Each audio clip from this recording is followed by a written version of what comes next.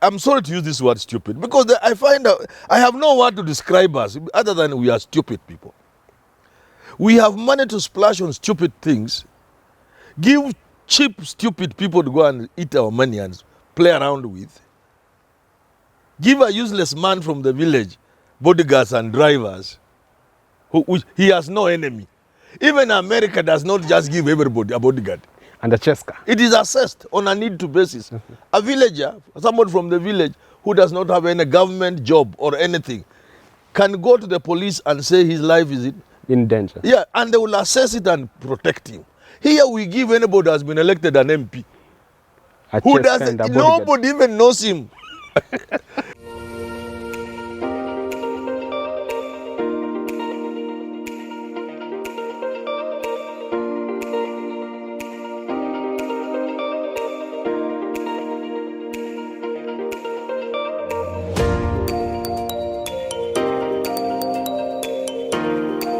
Increased reduction in donor funding here in Kenya.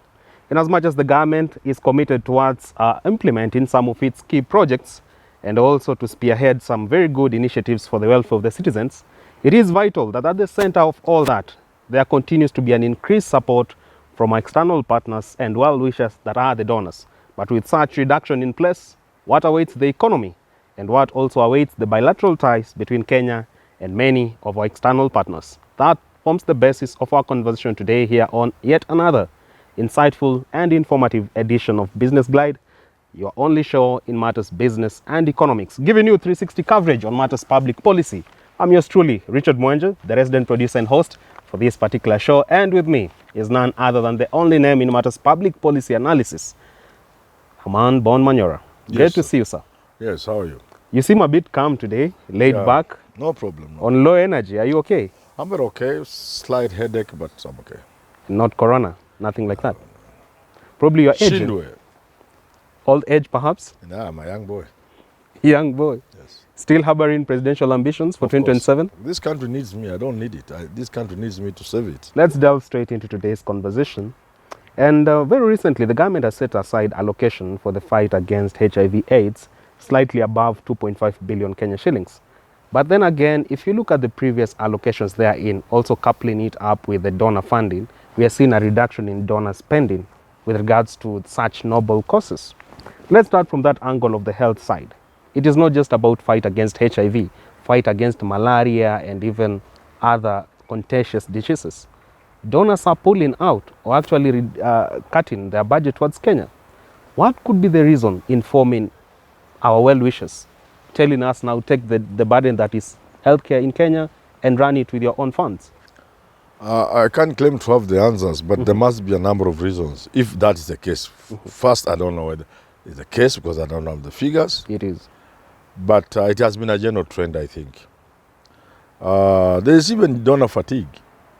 When you keep pumping money and you are not seeing results, doesn't make a difference. Sometimes you give up. Secondly, donor countries are also facing the economic hard times. They may have little to save to assist less fortunate countries. Other times, like has been in the case, when they are not happy with the way you are managing the resources they give you. The same applied a few years ago to funding in the HIV/AIDS sector, in the health sector, but specifically on HIV/AIDS. The interventions such as ARVs and so on and so forth. If they say they would like you, for example, to channel their funds in a certain manner, but you want to channel it in a certain manner, or your expenditure leaves a lot to be desired. So donor funding can always go down for a number of reasons. All right. Yeah. Then, so what do you make of the government, say Kenya, where there are times we've stooped so low that even we depend on these donors for the provision of very essential resources like ARV drugs. We are seeing also some essential drugs that will help someone combat COVID-19. Don't you think that for donor funding, it should be something that isn't really such basic as essential drugs? You know, we've been told long, so long, I don't know why we haven't understood it. There's nothing like free lunch or a free ride. No.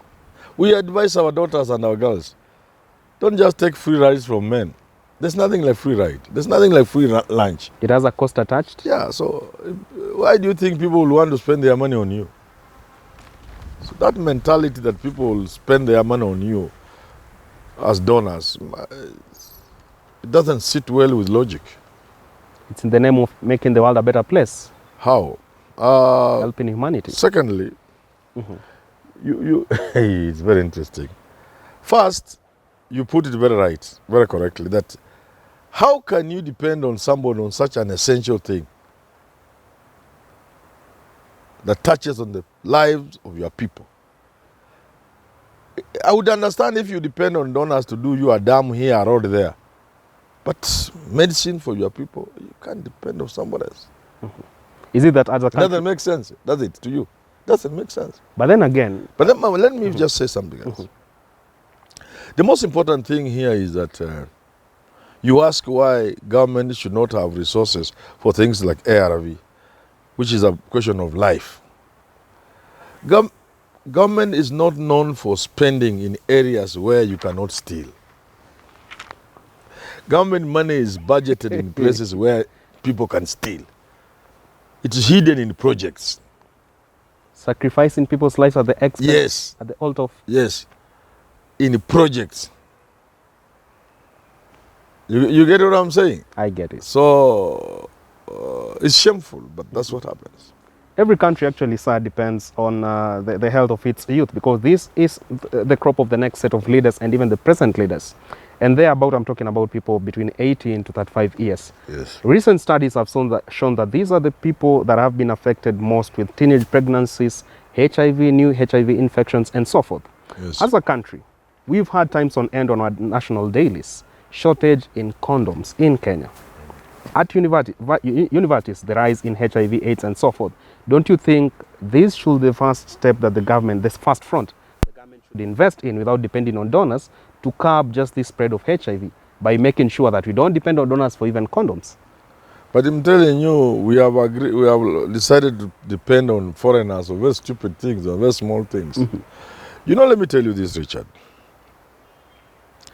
When Corona was at its peak in 2020, I think 2021, 2020, when the vaccine issue had come on board,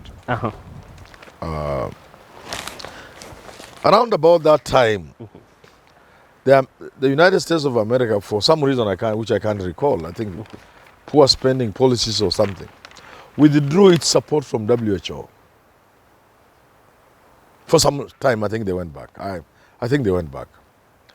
So I took time to look at how much did the American support to WHO, what did it amount to? How much was it? Then further I looked at what is WHO budget, because they say without this American, WHO will be disabled. So I look at the funding, the budget. I have no figures. I can't remember the figures. But what shocked me, sometimes maybe I didn't get it right, so I must say in advance, somebody could correct me, and I've never counter-checked. But the information I saw was startling. I was shocked. Why? It was such a little money. It was such a little money that even Kenya can almost give them. I mean, African countries cannot even contribute the peanuts they are supposed to contribute to AU and Ababa. You know, the money that WHO spends is not money. On the same topic, when African countries were talking about vaccine apartheid, in two ways. One, that our countries had more vaccines, they were holding more vaccines than they needed. For speculative purposes. There was one vaccine, there was like 10 doses or something like that per European or per American when Africans were not having vaccines. That's the first issue the African and third world countries had. The second issue with vaccine apartheid was they did not get support to purchase. Even after the holding countries agreed to release certain amounts to African third world countries, they were not willing to help Africa buy those vaccines. Then I looked at the cost. Before I looked at the cost, I looked at what we call Sputnik. What is Sputnik? Yes, The one that came from Russia. Oh, it yeah. came on a purely commercial basis. Purely commercial. And the dose was like 6 million, 6,000. Commercial to the rich. Then I said, I thought this was a very expensive thing. I did my little mathematics. Before I could even arrive at the mathematics, I arrived at the exact figure of the doses. The money was so little, that Kenya needed for vaccines. I just said, what is wrong with Africans? It was more money than the State House and the DP's office and the ministers perhaps use for travel. I see. There is something wrong with us. So we expect people to finance something that has to do with life and death. And that something is in the tune of 10 billion, 20 billion. And we give 44 billion to MPs to go and play around with in the constituencies. Then our people can die because we do not have those things you are saying. Malaria and all that. Very well, sir. If you are still talking about matters financing such critical centers and literally building self-sufficiency within us, anytime the government is out there to look for these particular grants in terms of from institutions to the private sector, we go there with a whole load of papers, fully articulated, fully penned down proposals, and actually pipeline projects where this money will be pumped into. It has always happened in the past. It is still happening. Would you say that now it is that time that donors have realized that even so much that we write down when we are proposing to them in the boardrooms is more of just hot air, that they have come to the realization of that? They know we are conmen. Donors long discovered. In fact, even when I work in my sector, there was a lot of funding. And over the years, it went down, then it dried completely. Because they discovered. There was a project, there was something we were doing, and we were being funded by, I think, Americans. And they refused to give us money for per diem, for what. Then when we made noise, they asked us, surely, we are facilitating you to exchange ideas among yourselves for your own academic growth.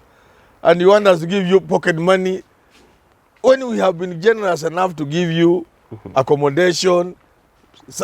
Logistical support. Yeah, and you all still that. want us to give you money, pocket money to drink. You can see, I think we are just. And this lady called Maklu, I forget, her name is very difficult. This white lady married to a Luo, this famous writer. All right. Coming to Bath and the rest. We were in a literature workshop, something, whatever you call these things, at Pan-Afric. We were sitting on a long table in a room. We are in a room. And she asked us, this is a very wonderful thing, but we are here because somebody has financed us. Let's be serious. How much has the donor spent on us to have this wonderful session? To review things that can change our lives, because we are talking about prizes, literary prizes and awards globally. Something about that, I can't remember the details. You can come here because of the knowledge you get in a workshop like this. You submit your book in a place you never knew. Book award, whatever, because you didn't know. Now you know the details of how to do it. And you win and you get international accolades. Even your grandchildren will be happy that their father was a mother. How much is the donor spending on us here? She made us look very stupid. At least for me, I looked very stupid.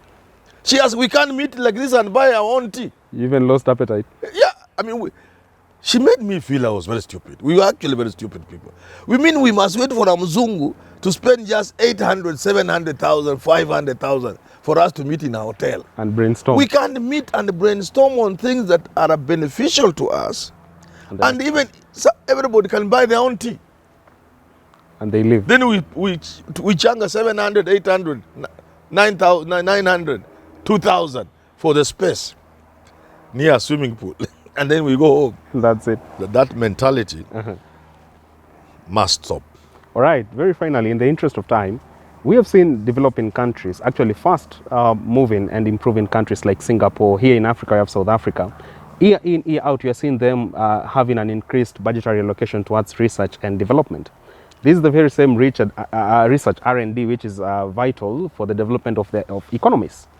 In Kenya, we are still grappling with the issue of just how much we can invest in that particular sector, oftentimes relying on donor support for the same. When it comes to our growth of our institutions and the economy at large, what danger portends this nation should we continue depending on these donors for improvement in research and development? The world is driven by knowledge. The world has become a knowledge economy. Number one. Number two, man's survival will depend on state of knowledge, which is another way of talking about research. So if man, I'm talking about man, human beings, if they must survive, they must invest heavily in research. The corona pandemic, I had assumed wrongly that will have opened our eyes. That for us to survive, look, this corona didn't kill us because it was global. But supposing the next pandemic, the next attack is specific to the black skin, you know that's possible. It could happen. Yes, that there's something worse than corona, but it can only attack a black person genetically, makeup of you. For some reason, we will all die. I thought we had learned. I thought by now this money we are giving to MPs, I'm sorry to go back to it. I thought this 44 billion we are giving to MPs, we will be giving Kari, Camry and all that. Camry, even Calvo for the plants. Yeah. Universities, to prepare us for the future, because we could die. But we rather get the 44 billion and give stupid people to go and hang around with in the constituencies, looking big, and yet they are just useless fellows. I was doing a research. State of research in Kenya, you can Google. State of research in Kenya, general, but how much does Kenya spend on research? But that's not what is worrying, because that you can't talk about. I looked at the figures from Germany on research, and it was in euros. I thought somebody had typed, because I use young people to key in. You thought it was in Kenya shillings? Yeah, I thought they had put it in Kenya shillings. I can't remember. It was in dollars, but I was thinking in shillings or it was just, let me put this way, I can't remember the details. It was just perplexing. I thought the figures were wrong. Were wrong. I thought they were Kenya shillings, I think, or something like that. I can't remember very well. Let me just put the point across. German spends such a huge amounts of money on research that if the figures are put here, you'll deny. You say no. You say it's not possible. You say hakuna iwezekani. And there's financial prudence there. But look here. The car that we will use 50 years from now, the prototype is already operational in Germany. Already there. The car that will hit the road 50 years from now, the prototype is already operational. It's there. They can test drive it. They are living in the future. We have a problem with today and yesterday. But Kenya is content it's assembling its own vehicles. You know what I'm saying is? Yeah, sure. I'm sorry to use this word stupid, because I find out, I have no word to describe us other than we are stupid people. We have money to splash on stupid things, give cheap, stupid people to go and eat our money and play around with, give a useless man from the village bodyguards and drivers, he has no enemy. Even America does not just give everybody a bodyguard. And a Cheska. It is assessed on a need-to basis. A villager, someone from the village who does not have any government job or anything, can go to the police and say his life is in danger. Yeah, and they will assess it and protect him. Here we give anybody who has been elected an MP. Who doesn't, nobody even knows him. Leave alone having, I told one of my friends on TV show. All right. He was an MP. He was so annoyed. He was such a, God rest his soul anyway, he died later. He was so mad, like for 6 months, our friendship just died. I told him, now like somebody like you. I have seen down there you have a government driver, a vehicle, government driver, a bodyguard. Who now can attack you? In fact, I have more, my life is more in danger than 100 of these MPs put together. So now ask me, tell me, which other word can describe Kenyans other than stupid people? Because the survival of the human species, the human race, depends on the state of knowledge. You have to invest in research. In hunger, in dealing with hunger, in disease, and many other things. We must invest in knowledge. I have always argued, if you gave our universities something in the region of 30 billion shillings, you gave Kefri, Kari, Kemri, another 20 or 30. Let's put aside 60 billion shillings, which we are willing to give stupid people to spend. Just give them to research institutions. 10 years, we may be useless and lazy as academics and the researchers. But also don't forget, some of the research findings from this country sometimes shakes the world. They have hit the global stage. Yes. Our scholars, our researchers have won international awards. Absolutely. For serious research findings.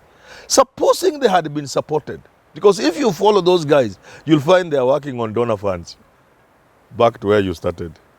All these earth-shaking discoveries in this country on HIV AIDS, between Kenya and Oxford University and some other university. On malaria, it is this man, this gentleman who has come up with earth-shaking thing, I've forgotten him, on malaria or something. It is him and some institute somewhere in Europe or where. Archaeology, you are depending on Richard Blakely. It is shameful. Supposing we supported our researchers, Hapa Kemri, just this Kemri you see here, don't depend on CDC, on Americans, on what. Just give them 20 billion shillings. And put one man to be in charge of those funds. Yes. And watch. Just watch. Of course, there will be issues of management and controls and checks. But just watch. Give Kemri 20 billion every year. Give them 10 years. The world will be landing here to learn things. Benchmarking. Now mosquitoes bite us and give us malaria. And we expect people from temperate countries where there's no malaria to come and work on malaria on us. And now tell me, I'm sorry to say we are stupid. Because people, there's no mosquito in temperate countries. True. There's no malaria there. So they must come and work on our malaria here. Under Oxfam, Amref Health and all those NGOs. Let's stop there. All right, there you have it. That point by Herman Manyora takes us to the wrap of this discussion on Business Glide, talking matters reduced donor support that Kenya is receiving and what the future portends for this economy should donors actually keep a distance from us. Of course, he is such a rich repository of knowledge on matters public policy and governance. Time now for Fun of the Week. It is none other than this lady from Taita Taveta, currently residing in Nairobi, Mary Wavinya. Mary Wavinya, thank you very much. Thank you very much for being part of this family. I see. Until next time on Business Glide, my name is Richard Mwenja. Always a pleasure. Up next on your screen is the Business Glide African Proverb of the Day.